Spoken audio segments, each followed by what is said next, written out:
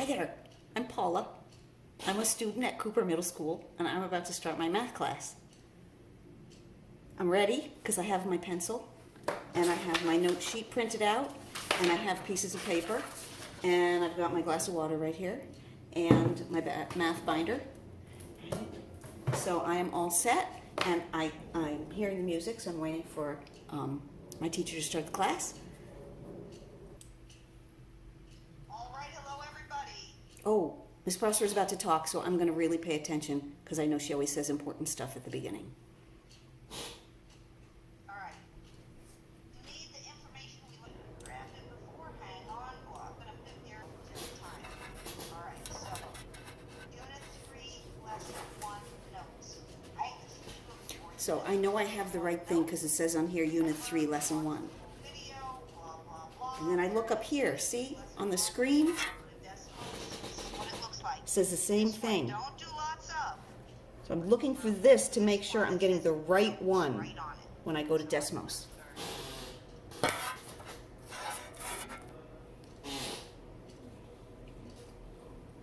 our code in the chat. I should grab it before. And look, the code, I don't even need it from the chat because I've got it on a Post-it note. So I'm going to go to Desmos, start my notes. All right, I'm in Desmos, I'm doing the notes now. So I'm on my first slide and there's a video. So I'm gonna make it full screen so that I can see it nice and easily. I'm gonna listen to everything Ms. Prosper has to say. We're going to learn how to solve equations. All right, I didn't have to write anything down for that example. Then I exited full screen and now I'm going to go to slide 2. This one is starting example 1 and I know I have example 1 on my paper, so I'm probably going to have to be doing some writing. So I'm going to start this one. I'm going to make it full screen so I can see it nice and easy. I'm going to start it. So here's the example we were talking about. So we need to say, hey, what number would make that sentence true? And Jasmine thinks that it's 7, and Linda thinks that it's 6. So what we're going to do is actually test it out. What we need to do is substitute in 7 in place of x and see if it comes out to be a true statement. See if they come out equal on each side. So we would just simplify the expression on the left of it. You can see that she's got some work there. This looks just like that paper, like what it does on the screen.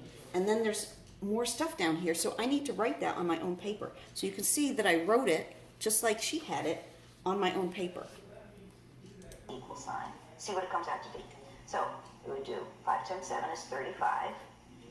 35 minus 9 is 26. Does that equal 21? No, it does not. So we know that 7 can't be a solution to that equation. Let's see how Linda did. Wait, she's going too fast. See, I need to write no, 7 is not a solution, and she's already about to start the next thing. So I paused the video. So I'm going to take my time to write. No, I had it. No, 7 is not a solution.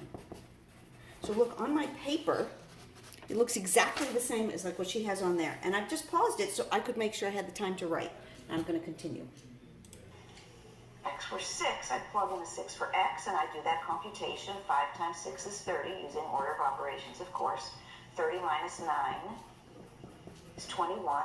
Does 21 equal 21? Yes, it does. So we know that 6 is a solution to the equation.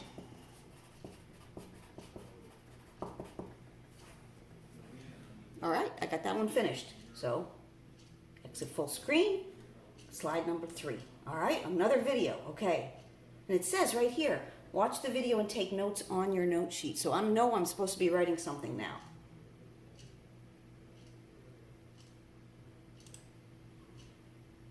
Let's do another example. Is x equals 68 a solution to this It's equation? the same as what she has. Let's try by plugging it in. So we rewrite the whole equation. We don't know if it's equal. That's why I've got that question mark there. Let's do the computation. Now on the left side, we need to do the computation there. So the first thing we're going to do is rewrite 4 to 3 equals, and then I'm going to do 1/2 times 68 and get 34. Then we're going to do 34 plus 11 is 45. Wait a minute. I'm confused about that. I'm going to go backwards. Let me go back a little bit because I'm a little confused about where that 34 comes from. Let me see what she says. I'm going to play it back again a little.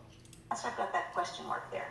Let's do the computation. Now on the left side, we need to do the computation there. So the first thing we're going to do is rewrite 43 equals, and then I'm going to do 1/2 times 68 and get 34. Then we're going to do 34 plus 11 is 45. I still don't get it. Okay, well, I'm going to have to then send a message to Miss Prosper in the chat. So I'm going to go back to the classroom. I'm going to send her a chat message. I don't get where the 34 in example 2 comes from. All right, so I know that she's chatting with a bunch of other people, so I'll just give it a minute or so to make sure that she responds.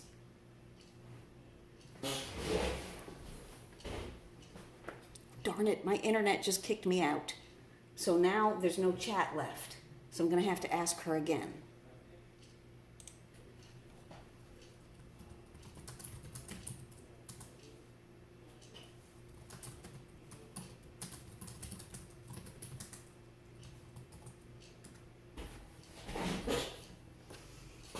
Okay, well, I went back to the everyone chat, and now I can see that there's a little red dot right up here. When that red dot is flashing, you can see it on, see that little red dot right there? That means I have a message from someone else, and it's got to be from Miss Prosper. So I've got to go click on that little back arrow.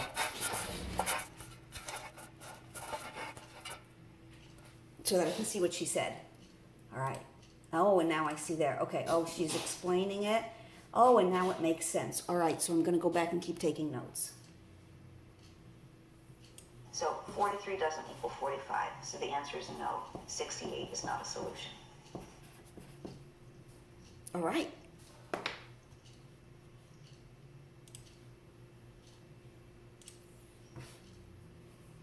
Oh, try this problem yourself on your note sheet, it says. Example 3, you try. And then it has a problem. I can see, look, it says right here on mine, you try it. Be sure you have shown all the steps on your note sheet. Is -5 a solution to this? Okay, I'm going to try it.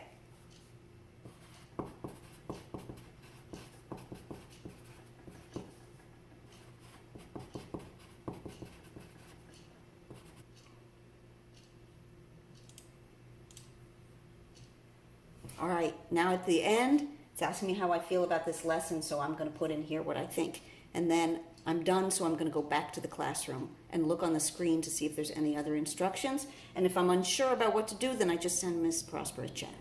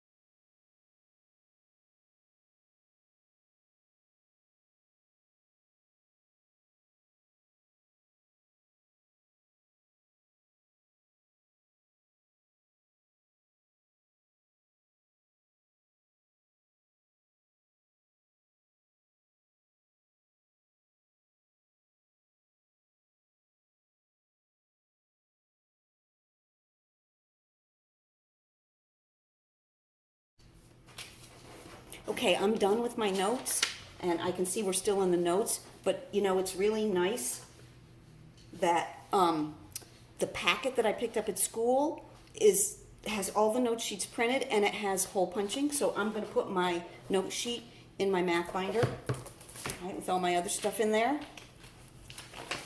This is the beginning of a new unit, so I have a divider, because I like to keep things organized, so I'm gonna keep that in my math binder, and then I'll be able to look back on it if, like when I'm studying for the quiz, or if I'm confused about anything, then I have it right here in this binder as a really great resource to always look at.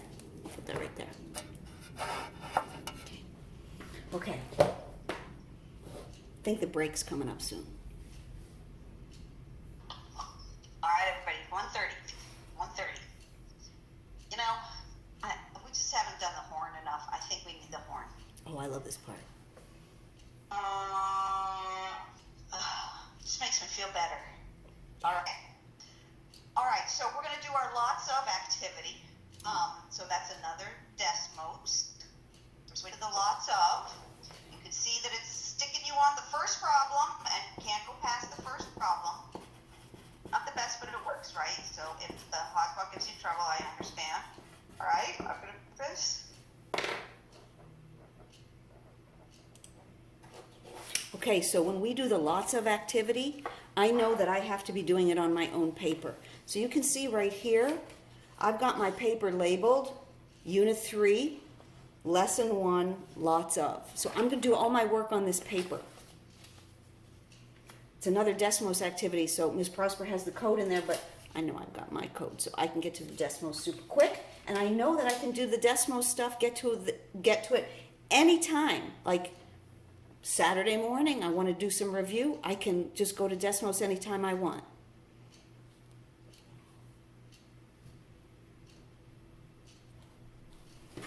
All right, so we've started, and the first problem is up there, so I've got to try it myself. So I'm going to write it on my paper. I'm going to label it problem number 1.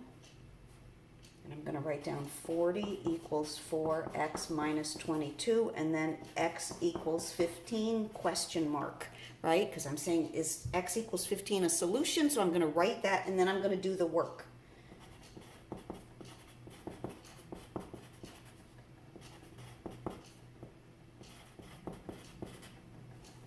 I've got to do 60 minus 22, but I'm not sure how to do that. So I'm going to use the calculator that's in Desmos. And then it jumps up over here on the side. Like there's a little button at the top for a calculator, and then it jumps over here on the side. I don't know if you can see it. It's in there. There's a calculator, so I can do 60 minus 22. 38. Awesome. All right.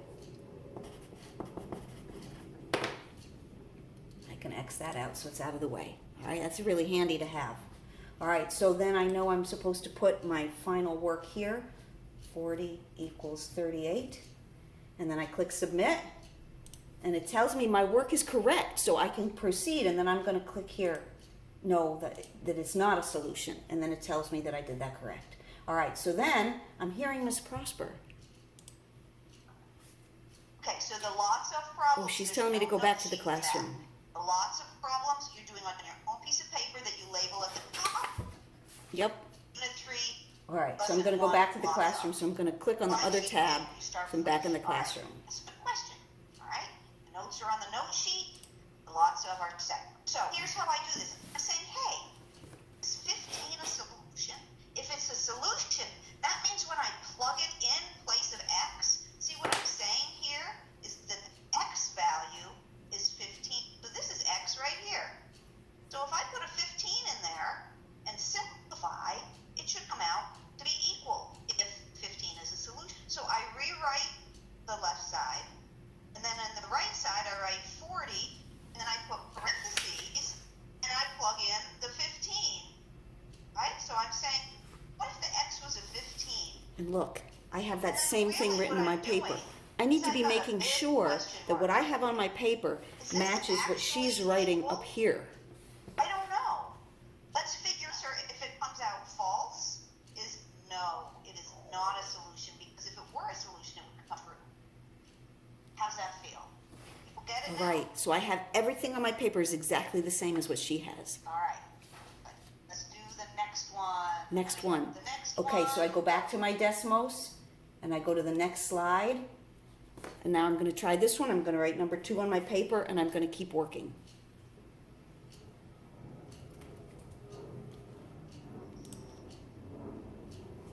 All right, I just tried this one, and I put my work in, and it says your work is not correct. So I'm just not gonna go to the next slide yet, because right, I have to figure out how to do this. So I'm gonna try my work again and see if I can get it right. So you have to have a number equals the number, is what you're putting in the box.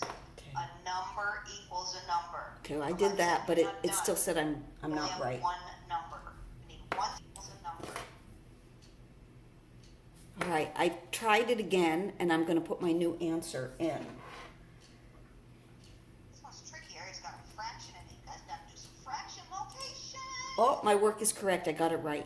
So that's good, I didn't move on until I made sure I had the right answer. You're supposed to do that in elementary Excellent. school. I threw it on there.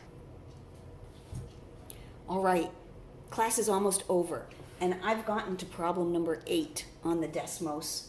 Lots of practice, but I can see that there are 11 slides. So I know I have 3 other problems that I need to finish, but class is just about over.